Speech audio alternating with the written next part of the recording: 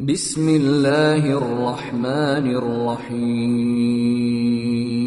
ألم تر أن الله يسبح له من في السماوات والأرض والطير صافات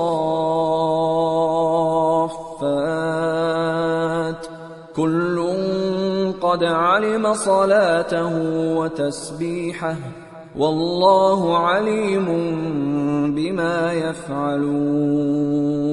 ആകാശഭൂമികളിലുള്ളവർ, ചിറകുവിരുത്തിപ്പറക്കുന്ന പക്ഷികൾ എല്ലാം അല്ലാഹുവിന്റെ വിശുദ്ധി വാഴ്ത്തിക്കൊണ്ടിരിക്കുന്നത് നീ കണ്ടിട്ടില്ലേ? തന്റെ പ്രാർത്ഥനയും കീർത്തനവും എങ്ങനെയെന്ന് ഓരോന്നിനും നന്നായറിയാം. അവർ പ്രവർത്തിക്കുന്നതിനെപ്പറ്റി സൂക്ഷ്മമായി അറിയുന്നവനാണ് അല്ലാഹു.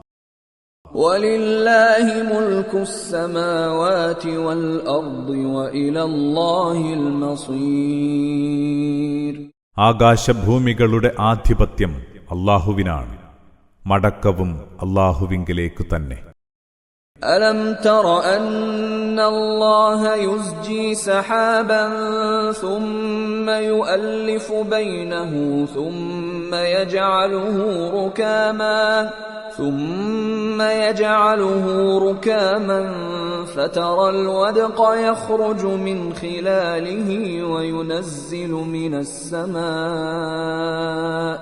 وينزل من السماء من جبال فيها من برد فيصيب به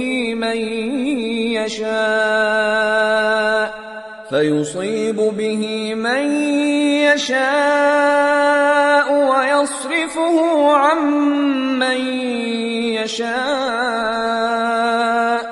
يكاد سنا برقه يذهب بالأبصار. അല്ലാഹു കാർമേഘത്തെ മന്ദം മന്ദം തെളിച്ചുകൊണ്ടുവരുന്നതും പിന്നീടവയെ ഒരുമിച്ച് ചേർക്കുന്നതും എന്നിട്ടതിനെ അട്ടിയാക്കി വെച്ച് കട്ട പിടിച്ചതാക്കുന്നതും നീ കണ്ടിട്ടില്ലേ? അങ്ങനെ അവയ്ക്കിടയിൽ നിന്ന് മഴത്തുള്ളികൾ പുറപ്പെടുന്നത് നിനക്ക് കാണാം. മാനത്തെ മലകൾ പോലുള്ള മേഘക്കൂട്ടങ്ങളിൽ നിന്ന് അവൻ ആലിപ്പഴം വീഴ്ത്തുന്നു. എന്നിട്ട് താനിച്ഛിക്കുന്നവർക്ക് അതിന്റെ വിപത്ത് വരുത്തുന്നു. താനിച്ഛിക്കുന്നവരിൽ നിന്നത് തിരിച്ചുവിടുകയും ചെയ്യുന്നു.